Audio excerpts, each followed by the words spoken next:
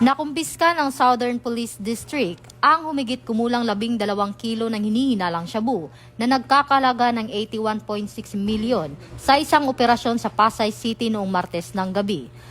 Ayon kay District Director Police Brigadier General Randy Arceo, naaresto rin ang isang high-value individual na kinilalang alias Faharni, 26 anyos, bandang alas 11 ng gabi. Isinagawa ang operasyon ng Pasay City Police Substation 10 matapos ang validated intelligence mula sa PNP Drug Enforcement Group. Natagpuan sa dalawang eco bag ang 6 na vacuum-sealed pack ng hinihinalang shabu.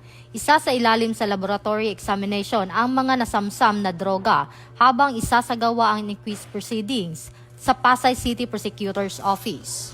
Ito ang bagong PNP para sa bagong Pilipinas, serbisyong mabilis, tapat at nararamdaman.